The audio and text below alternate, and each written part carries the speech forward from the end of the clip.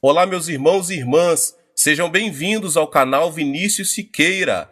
E se você ainda não é inscrito aqui no canal, se inscreva aqui no canal e não esqueça de ativar o sininho das notificações. Todos os dias são postados vídeos abençoados aqui no canal para te abençoar. Vamos a mais uma palavra do Senhor. Em Hebreus, no capítulo 11, nos versos 1 e 2, diz assim a palavra do Senhor: Ora, a fé é a certeza daquilo que esperamos e a prova das coisas que não vemos. Pois foi por meio dela que os antigos receberam bom testemunho. Após muito esforço, certo viajante que atravessava o deserto do Saara descobriu um oásis, onde resolveu passar a noite. Ao ver que seu guia, um homem muito sério, ajoelhara para orar, aproximou-se dele e disse: A quem você está orando? A Deus, respondeu ele. Zombando do guia, o viajante perguntou: Por acaso você viu Deus? O homem respondeu: Não, não o vi. Então como sabe que Deus existe? Você pode me explicar e provar a existência dele? Diante daquela pergunta, o guia manteve-se calado. Ao observar que este não podia responder com certeza, o viajante disse em tom arrogante: Neste mundo, Deus não existe. Todas as coisas aqui são produto do acaso. Deus não passa de uma invenção da imaginação, em quem os imbecis e analfabetos como você depositam a confiança. Quem é instruído e civilizado, como eu, não crer em Deus. Portanto, não pense em bobagens e vai dormir. Depois de dizer isso, o viajante foi para sua tenda e adormeceu. O guia ficou sozinho em meio à escuridão, pensativo por não ter dado nenhuma resposta ao homem. Sentiu-se um tanto aborrecido e ficou meditando em como poderia responder aquela pergunta. Depois de muito tempo, levantou-se da cama, montou em seu camelo e começou a dar dezenas de voltas ao redor da tenda onde o viajante estava descansando. Em seguida, com um sorriso no rosto, amarrou o camelo e foi dormir. Ao despertar, logo cedo pela manhã, o viajante observou que o camelo havia deixado pegadas ao redor da tenda e perguntou ao guia: Oi, parece que você se esqueceu de amarrar o seu camelo. Como sabe? Por acaso o senhor viu o camelo andar por aí? Não, não vi. Então como o senhor sabe que eu esqueci de amarrar o camelo e que ele esteve andando ao redor da sua tenda? Rindo, o viajante apontou para as pegadas do camelo e disse: Olhe, por acaso você não vê as marcas deixadas por seu camelo? Como não saber que um camelo esteve dando voltas ao redor de minha tenda? Diante dessa afirmação, o guia disse: Então olhe, e apontou para o horizonte. Veja o sol que brilha e a beleza do deserto. Olhe a fonte de água do oásis. Observe as árvores verdes. Ouça o canto dos pássaros. Veja as lindas flores. Por acaso não são as pegadas deixadas por Deus? O Senhor não viu o camelo dar voltas ao redor da sua tenda, mas sabe que ele esteve andando aqui porque viu seu rastro. O mesmo acontece em relação a Deus. O Senhor não pode ver Deus, o Criador do universo, com seus olhos, mas pode ver toda a evidência que ele deixou. Por que não crer em sua existência? Diante de tal afirmação, o viajante permaneceu mudo e não soube responder. Meus irmãos, essa história nos ensina que o homem pode perceber o invisível. É disso que se trata a fé. A fé é um tema fundamental do cristianismo, uma ponte que une o homem a Deus. Em outras palavras, a fé é o cartão de identificação do usuário, que permite ao homem que vive na esfera limitada da terceira dimensão entrar no mundo ilimitado da quarta dimensão. Portanto, é importante compreender que a fé é algo dado por Deus ao homem, a fim de que este possa experimentar a graça da quarta dimensão. O encontro com o Criador é por meio da fé. A sociedade moderna parece andar literalmente sem problemas, ainda que sem Deus. As pessoas não necessitam de Deus porque podem resolver tudo pelas próprias forças. Isso também se manifesta nas igrejas. Alguém pode se envolver com a religião e, mesmo assim, viver uma vida secularizada. Essa é a causa principal, porque muitos cristãos são, na verdade, ateus. Confessam que creem no Deus sobrenatural. No entanto, a vida deles demonstram que não confiam em Deus, e sim em si mesmo, ou seja, levam uma vida como a de um ateu. Dizem que devemos crer. Em que especificamente precisamos acreditar? A Bíblia nos apresenta alguma coisa em que é preciso crer, a palavra de Deus. Entretanto, para ser sincero, não se pode ter um encontro com Deus exclusivamente por meio da Bíblia. Ele pode também ser encontrado na natureza. É por isso que, quando olhamos para a natureza ao nosso redor, podemos descobrir a marca da mão de Deus. Mas a Bíblia diz em Romanos, no capítulo 1, nos versos 19 e 20, pois o que de Deus se pode conhecer é manifesto entre eles, porque Deus lhes manifestou.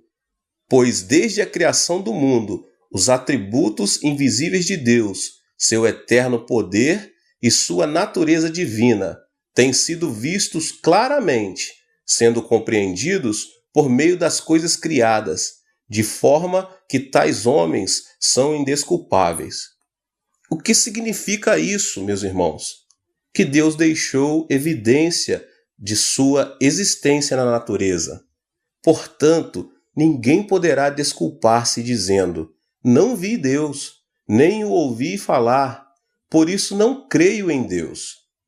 O Salmo 19:1 diz: os céus declaram a glória de Deus, o firmamento proclama a obra das suas mãos. Meus irmãos, em outras palavras, a natureza evidencia a existência de Deus e isso fortalece a nossa fé. A Bíblia declara que as estrelas incontáveis, o sol resplandecente, a lua, os rios, os oceanos, enfim, toda a natureza, foram criados por Deus. Se alguém não crê em Deus, mesmo contemplando todas estas coisas, não significa que faltam evidências da existência divina. Antes, isso revela que os olhos das pessoas estão cegos por causa do pecado, que a impede de ver a glória de Deus. É preciso encontrar com o Salvador de nossas almas por meio da fé. Como acabei de dizer, podemos crer na existência de Deus por meio da natureza. No entanto, Deus não se manifestou somente por meio da natureza. Ele nos revelou também um segredo. Refiro-me a Jesus Cristo, Filho de Deus. Olha só o que diz em João, no capítulo 1. Aquele que é a palavra tornou-se carne e viveu entre nós. Vimos a sua glória, glória como do unigênito vindo do Pai, cheio de graça e de verdade. João dá testemunho dele. Ele exclama: este é aquele de quem eu falei. Aquele que vem depois de mim é superior a mim, porque já existia antes de mim. Todos recebemos da sua plenitude, graça sobre graça. Pois a lei foi dada por intermédio de Moisés. A graça e a verdade vieram por intermédio de Jesus Cristo. Ninguém jamais viu a Deus, mas o Deus unigênito, que está junto do Pai, o tornou conhecido. João capítulo 1, verso 14 ao 18. Não podemos ver Deus com os nossos olhos físicos, mas Jesus veio até nós em carne e nos manifestou o Pai. Portanto, vemos Deus por intermédio de Jesus Cristo. Tocamos em Deus por intermédio de Jesus Cristo. Vivemos junto a Deus por intermédio de Jesus Cristo. É por meio de Jesus Cristo que nos tornamos capazes de não contestar a existência do Deus vivo. Jesus feriu seu corpo e derramou seu sangue na cruz para pagar o preço de nossos pecados. A graça da redenção é algo que nos comove. Depois da queda de Adão, o homem tornou-se incapaz de se aproximar de Deus. Tampouco Deus podia se aproximar do homem, por causa do grande muro que havia sido erguido pelo pecado. Entretanto, o precioso sangue de Jesus derrubou este muro. A consequência disso é que Deus aproximou-se do homem por intermédio do seu Espírito, e o homem pôde acessar o trono divino por meio da oração. Com muita propriedade, Simone Weil assim se expressou: nosso local de nascimento é a cruz de Cristo. Não obstante, é impossível o pecador ter um encontro com Cristo. Para que o homem tenha esse encontro e possa considerar a cruz como o local de seu nascimento, é necessário que ele desenvolva a fé que lhe é ofertada pela graça divina. Em Efésios capítulo 2, nos versos 8 e 9 diz: pois vocês são salvos pela graça, por meio da fé. E isto não vem de vocês, é dom de Deus, não por obras, para que ninguém se glorie.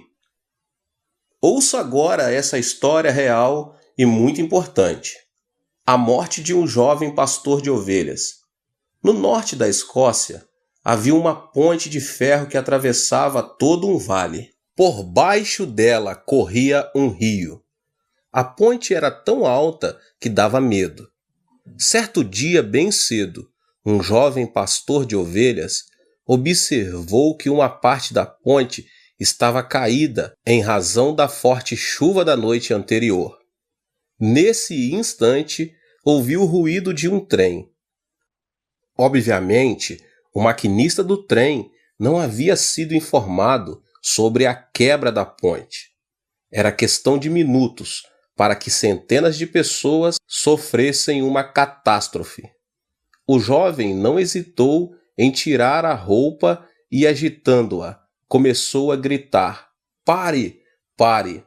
O maquinista conseguiu ver o jovem. No entanto, pensou que tratasse de algo sem importância e tocou o apito para que ele saísse dos trilhos. Ao ver que o jovem não se mexia e continuava agitando a roupa com a mão, só pôde frear no último instante, produzindo intenso ruído. O trem, no entanto, havia passado por cima do jovem, matando-o.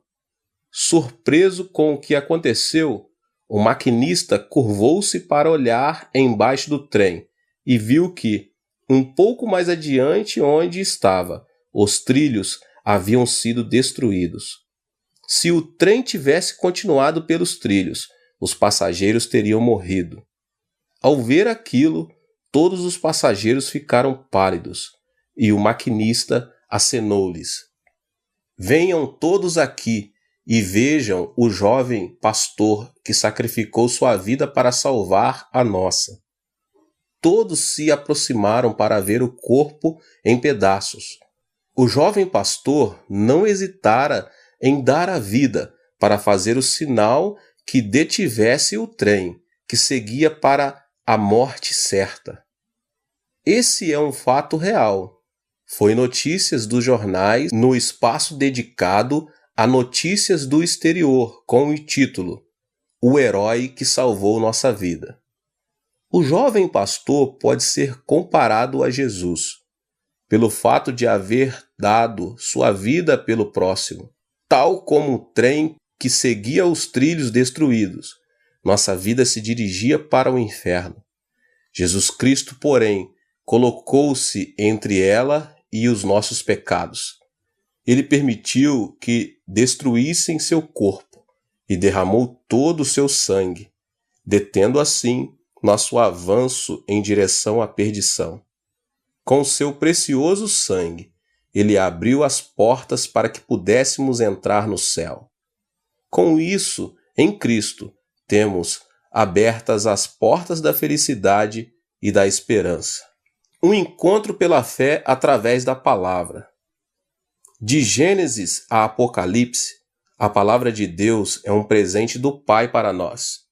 Por meio da palavra, ouvimos a voz de Deus, iniciamos uma etapa de diálogo com Ele, passamos a conhecê-lo com mais profundidade e tornamos possuidores de uma fé mais pura.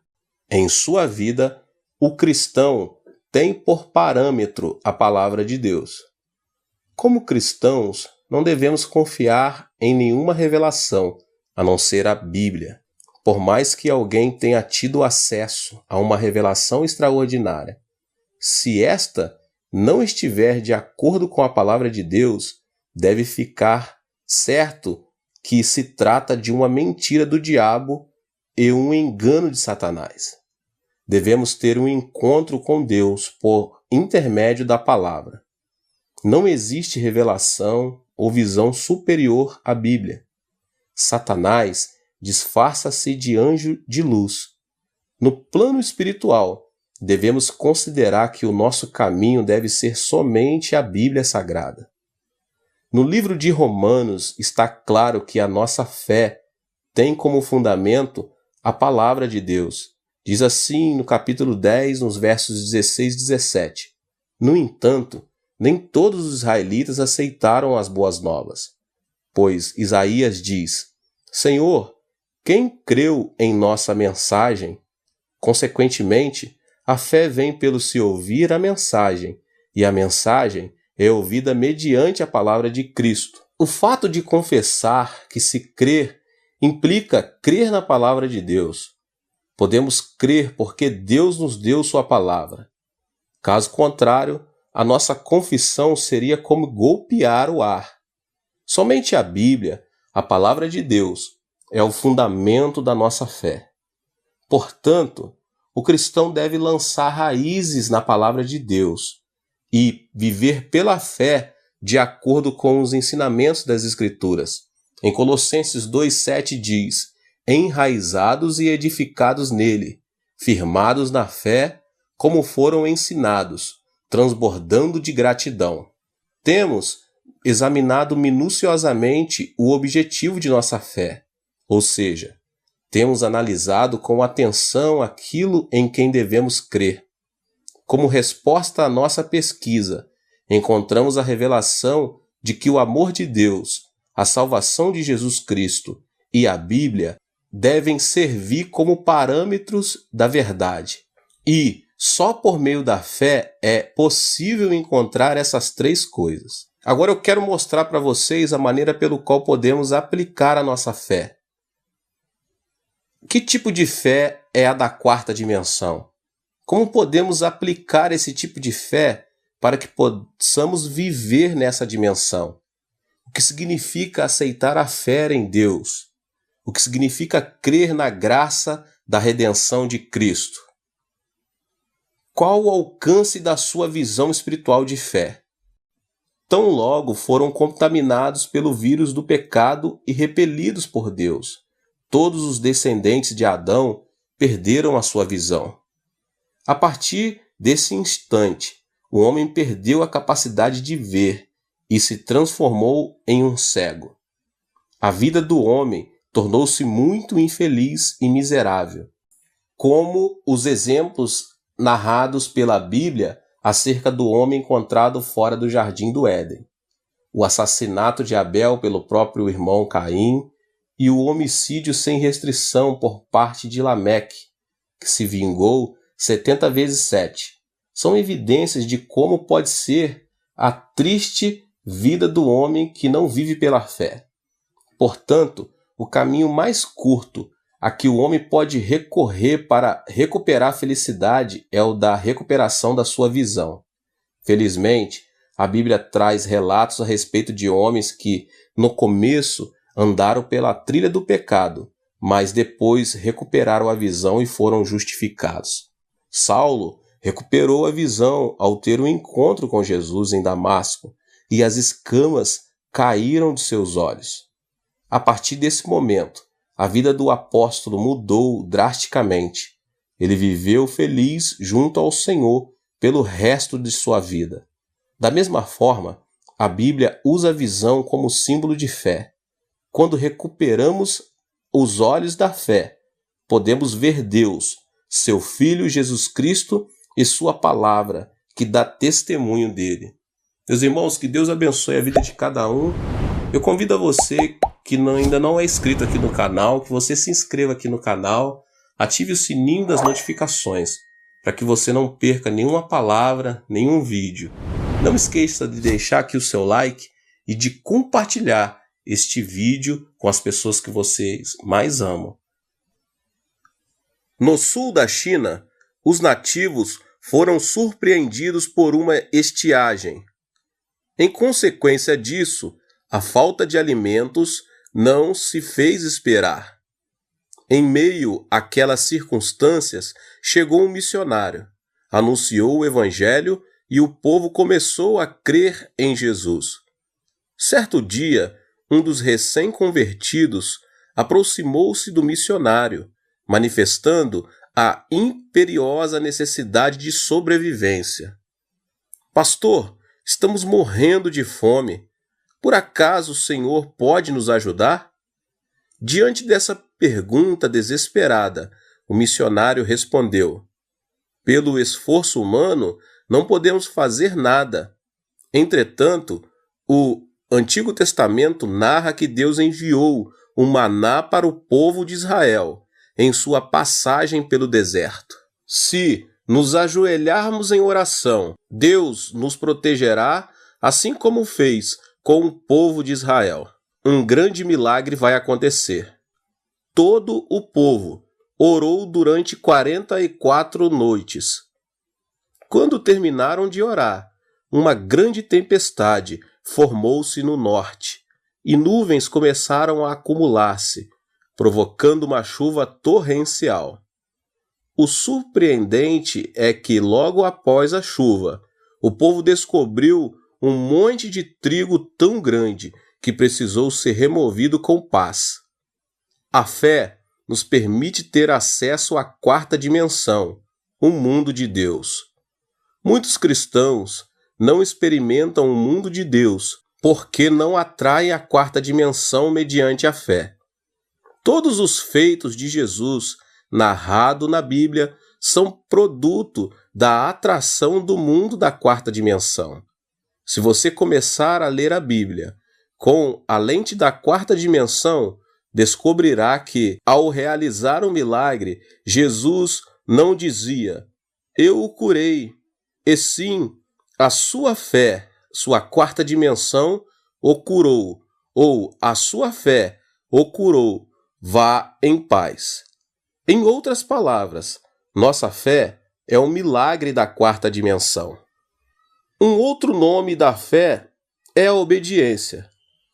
O que provocou a ira de Deus em Cádiz Barneia, limite da terra de Canaã, lugar que manava leite e mel, foi a falta de fé e a desobediência por parte de Israel. Logo depois de passar 40 dias fazendo o reconhecimento da terra de Canaã, 10 espias falaram mal da terra e criaram um ambiente de insegurança e medo. Aqueles espias não tinham Deus no coração. Reconheceram, ouviram e observaram a terra do ponto de vista humano. No final das contas, como não criam em Deus, obviamente tampouco lhe puderam obedecer. Por causa do relato desanimador, todo o povo de Israel amedrontou-se, pôs-se em prantos e pediu um novo líder a fim de voltar para o Egito. Tratava-se de uma rebeldia, uma falta de segurança e desobediência grupal. Como consequência, a ira de Deus obrigou a Israel a viver durante 40 anos no deserto. O pecado que mais desagrada a Deus é a desobediência e a falta de fé. Algo semelhante aconteceu quando Jesus pregou a palavra em Nazaré, o vilarejo onde vivera. Na sinagoga, o Senhor abordou 2 temas do Antigo Testamento. Tratava-se de nada menos que o milagre de Elias e o de Eliseu. Por meio deste relato, podemos nos dar conta das consequências de alguém que tem fé e reage diante da palavra. A viúva de Sarepta, uma mulher que demonstrou fé mediante a obediência. O primeiro milagre foi algo que aconteceu na época de Elias. Havia uma grande seca, porque não chovia havia 3 anos e 6 meses. Em consequência, muitas mulheres em Israel tinham ficado viúvas. No entanto, as viúvas não criam em Deus, tampouco lhe obedeciam. Portanto, Deus não as ajudava. Entretanto, havia uma viúva que vivia em Sarepta, um vilarejo pagão. Sarepta pertencia à terra de Sidom, que adorava Baal. Aquela viúva, porém, temia a Deus, cria nele e obedecia. Embora, para o profeta Elias, aquela viúva não passava de uma mulher pagã que adorava outro Deus, o Senhor enviou o profeta para vê-la. Ao aproximar-se, Elias viu que a viúva estava apanhando lenha e disse: "Vá agora mesmo e traga-me um pão e uma vasilha de água." A mulher retrucou: "A única coisa que tenho é um punhado de farinha e um pouco de azeite numa botija. Eu estava exatamente apanhando lenha para entrar e preparar comida para que eu e meu filho possamos comer, para depois morrermos." Elias insistiu: "Faça o que você precisa, mas traga-me primeiro um pão feito com sua farinha e seu azeite. Não se esqueça também da botija de água. Se fizer o que digo, não se acabará a farinha na vasilha, nem o azeite na botija." Em circunstância tão desalentadora, a viúva de Sarepta creu na palavra de Elias. Certamente, ela também estava com fome. Além disso, tinha um filho que chorava pedindo comida. Entretanto, não pensou em sua situação, nem na situação de seu filho. Preocupou-se primeiro em obedecer ao profeta. Não é fácil obedecer pela fé. No entanto, a viúva de Sarepta deu de comer a Elias, e o profeta comeu o pão e bebeu a água que lhe serviu a viúva. Por causa da obediência, a farinha da vasilha não diminuiu, nem o azeite da botija, e isso durante 3 anos e 6 meses, enquanto durou a seca naquela região. Foi um milagre de Deus. Onde há fé e obediência, pode-se experimentar a presença de Deus. Outro caso, meus irmãos, é o de Naamã. Naamã foi um homem que demonstrou fé mediante a obediência. O segundo milagre a que Jesus se referiu ocorreu na época de Eliseu. Nesse tempo, havia muitos leprosos em Israel. No entanto, nenhum deles cria que Deus poderia curá-lo. Contudo, o que aconteceu a Naamã, general do exército da Síria, país inimigo de Israel, foi diferente. Ele era leproso. Certo dia, Naamã ouviu uma jovem serva israelita dizer o seguinte à sua senhora: "Eu gostaria que o meu senhor fosse até o profeta em Israel. Se Eliseu orasse por ele, meu senhor seria curado da lepra." A fé vem pelo ouvir, e o ouvir pela palavra de Deus. Assim que escutou essas palavras, Naamã viajou até Samaria para encontrar-se pessoalmente com o profeta. Todavia, ele foi primeiramente ao rei de Israel, que reagiu, rasgou as vestes e disse: "Por acaso sou eu Deus capaz de conceder vida ou morte? Por que este homem me envia alguém para que eu o cure de lepra? Veja como ele procura um motivo para se desentender comigo. 2 Reis 5:7. O rei teve essa reação porque imaginava que a presença do sírio tinha segundas intenções, isto é, aquela seria uma desculpa para atacar Israel. Ao ouvir a notícia de que seu rei havia rasgado as vestes, Eliseu pediu que lhe enviassem Naamã. Assim, Naamã apresentou-se diante da casa de Eliseu, acompanhado de seu grande exército.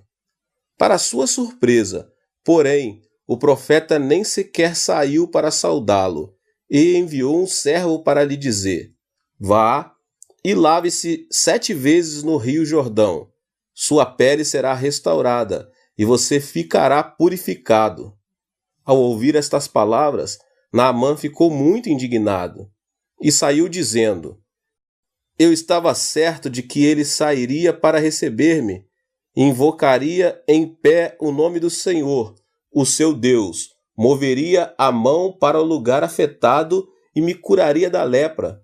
Não são os rios Abama e Farfá, em Damasco, melhores do que todas estas águas de Israel? Será que não poderia lavar-me neles e ser purificado? E foi embora dali furioso. Quando Naamã, furioso, virou-se para ir embora, seus servos aproximaram dele e disseram: meu pai, se o profeta lhe tivesse pedido alguma coisa difícil, o Senhor não faria? Quanto mais quando ele apenas diz que se lave e será purificado. Naamã foi persuadido por seus servos e banhou-se 7 vezes no Jordão, tal como o profeta Eliseu havia mandado. E o milagre aconteceu. Naamã foi completamente curado de sua lepra, e sua pele ficou tão lisa como a pele de um bebê. Naquela ocasião, na sinagoga, Jesus recordou a esses 2 milagres.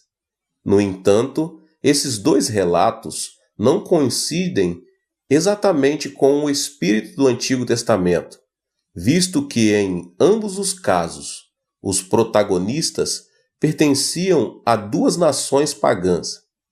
A viúva de Sarepta era uma mulher da terra de Sidom, e Naamã, o general do exército, era um homem da Síria, inimiga de Israel.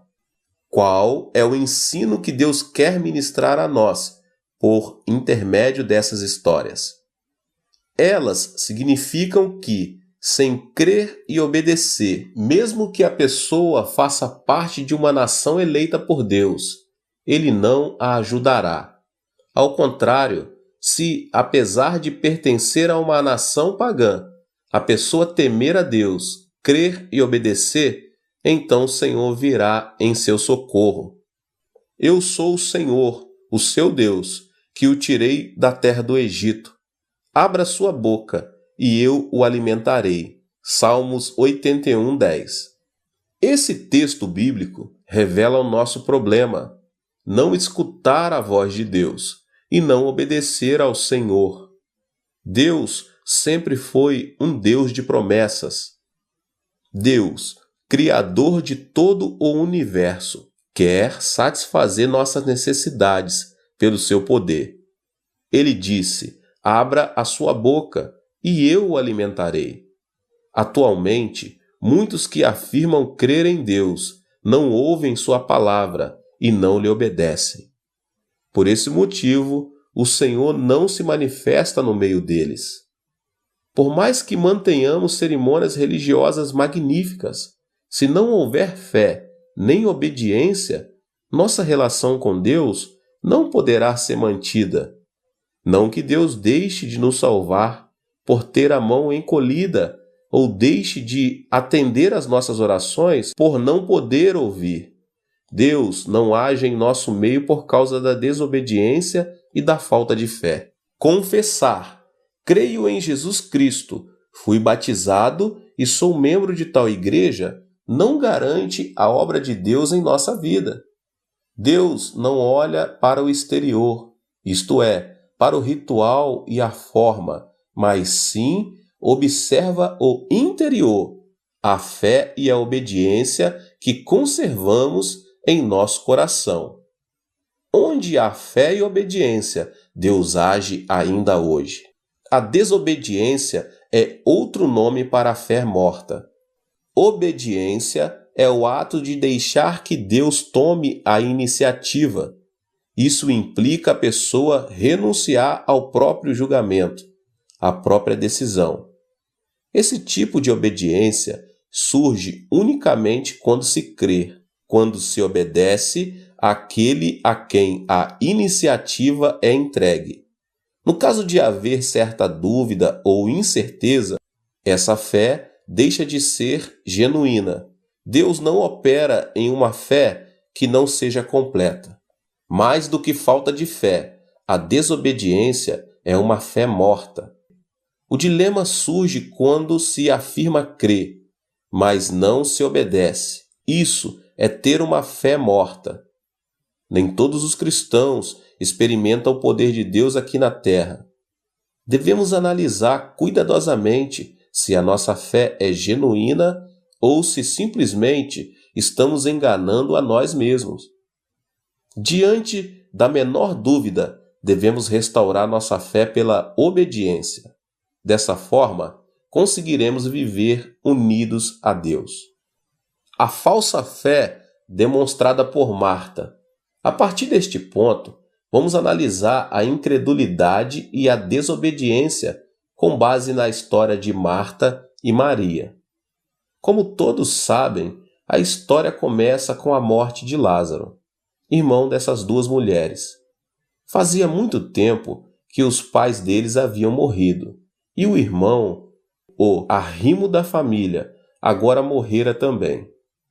E Jesus chegou quando já se haviam passado 4 dias desde a morte de Lázaro.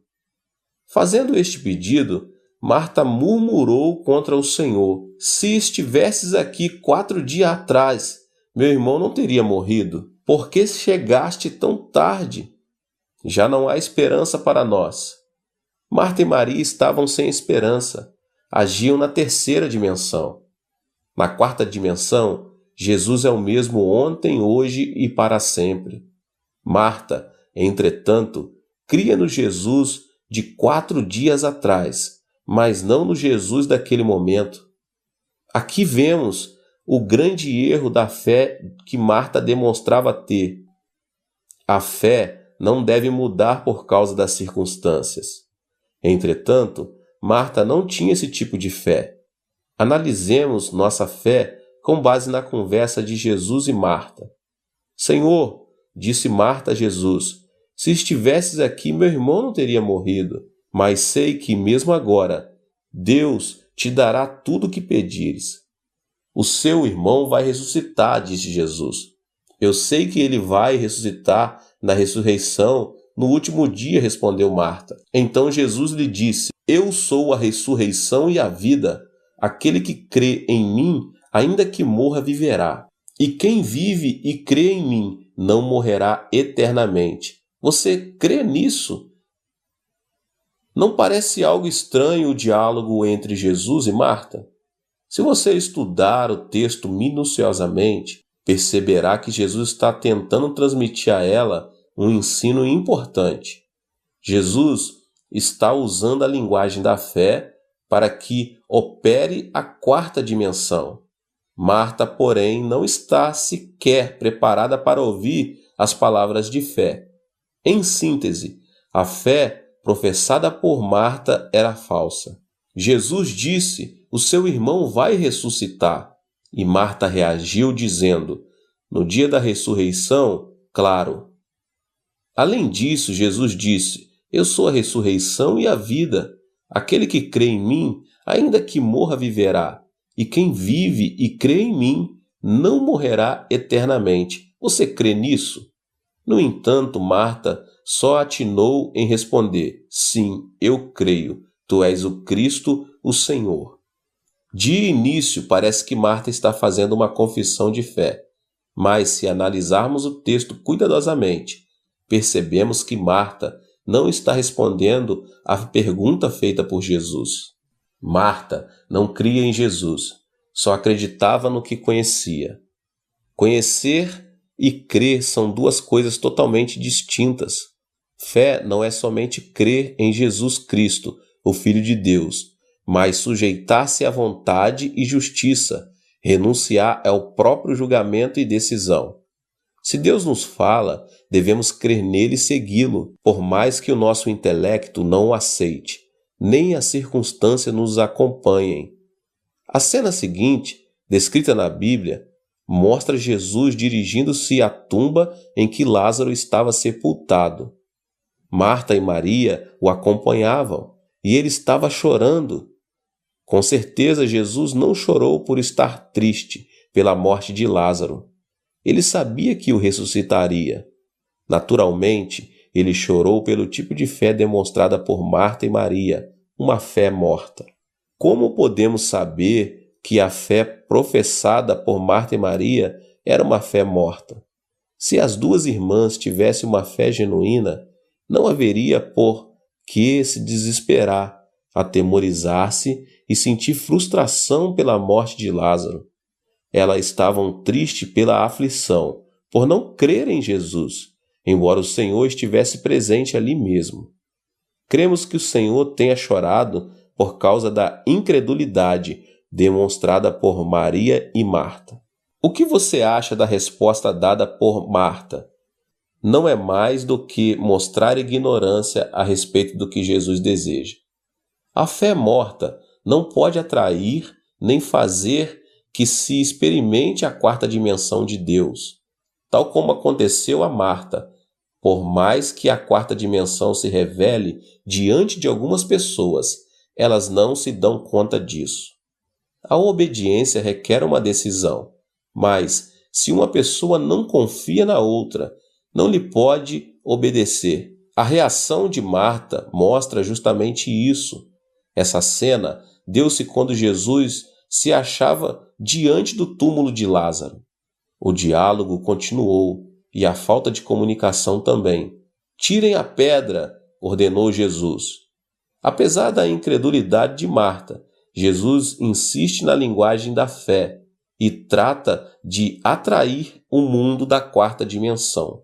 Aqui está uma amostra da típica desobediência. E mais, pode-se dizer que se tratava de uma rebeldia. Jesus se viu surpreendido pela falta de fé de duas discípulas como Marta e Maria. Ainda quando Jesus lhe pediu que removessem a pedra para que ele pudesse ressuscitar Lázaro, Marta e Maria não obedeceram. Sem fé, é impossível agradar a Deus. Nesse caso, porém, Jesus estava tratando de ensinar Marta. Tão somente como a remoção da pedra, o milagre iria acontecer. E a quarta dimensão manifestaria em sua plenitude. Marta estava repelindo o coração de Jesus, que lhe estava oferecendo a maior felicidade de sua vida. Muitos judeus estavam reunidos naquele lugar, e Jesus repreendeu a falta de fé que Marta demonstrava. "Não lhes falei que, se você cresce, veria a glória de Deus?" Felizmente, a reação de Jesus produziu uma mudança de atitude. Eles se arrependeram de não terem crido nas palavras de Jesus e decidiram crer. Da mesma forma, se você é uma pessoa incrédula e desobediente, mas que assim que ouve a palavra de Deus, decide crer nele, Deus o aceita. Geralmente, a pedra da tumba é grande para evitar que os animais selvagens entrem e danifiquem o cadáver. Pela fé, as duas irmãs decidiram tentar remover a pedra. Agiram como evidência de uma obediência completa. A fé sem obras é morta. Se você diz que crê, deve demonstrar uma obra que evidencie sua fé. Jesus não remove a pedra, tampouco o fazem os vizinhos. Ninguém pode evidenciar a fé que outra pessoa tente demonstrar. Cada um deve agir por si mesmo, evidenciando sua fé. Jesus opera o milagre quando obedecemos, ou seja, quando removemos a pedra pela fé. Se orarmos, Senhor, salva-nos, devemos buscar uma igreja. Se pedimos prosperidade, Senhor, dá-nos a bênção da prosperidade, devemos dar o dízimo. Se rogarmos por saúde, Senhor, cura-me, devemos servir e orar a Deus. Temos que cumprir nosso dever. Se apenas pedimos e nada fizermos, Deus não nos responderá. A obra evidencia a fé, e Deus responde a nossas orações por essa evidência. O Senhor quer ver nossa fé, e uma fé invisível não é fé. Em diversos textos, a Escritura dizem que o Senhor, vendo a fé, ordenava: seja feito segundo a sua fé. O Senhor pode ver a nossa fé, e uma fé genuína é visível. Ao contrário, uma fé invisível não é genuína. A terra deixa de ser terra quando fica submersa nas águas do mar. A terra é terra quando permanece acima do nível do mar. Uma fé invisível não é fé. A fé genuína é aquela que se vê. Jesus estava pedindo a Marta e a Maria que demonstrassem por essa obra, essa fé invisível. Remover a pedra implica demonstrar a fé mediante a obediência. As duas irmãs conseguiram remover a pedra com todas as suas forças. Ao abrir-se a porta do túmulo, um odor horrível atingiu o lugar. Nesse instante, diante da pedra, o Senhor ordenou: Lázaro, venha para fora. Todos observavam a cena com certa ansiedade. Marta e Maria também estavam ansiosas. Todos os olhares estavam voltados para a porta do túmulo. De repente, viu-se um vulto branco, mas em pouco tempo todos se deram conta de que era Lázaro envolvido em faixas, com o rosto envolto num sudário. Jesus Cristo é o mesmo antes e depois da morte de Lázaro, o mesmo ontem, hoje e eternamente. O milagre de Deus havia acontecido. Da mesma forma, o milagre ocorre hoje para todos que crerem e obedecem a Deus. Meus irmãos, que Deus vos abençoe. Que palavra, né? Você que chegou aqui nesse canal e ainda não é inscrito, se inscreva no canal e ative o sininho das notificações, para que você não perca nenhum vídeo que são postados todos os dias aqui no canal, tá bom? E deixe também o seu like. Não se esqueça também de compartilhar esse vídeo com as pessoas que você mais ama. Deus te abençoe, em nome de Jesus. Nos vemos nos próximos vídeos. Tchau, tchau. Nos vídeos. Tchau, tchau. Nos vídeos. Tchau, tchau. Nos vídeos. Tchau, tchau. Nos vídeos. Tchau, tchau. Nos vídeos.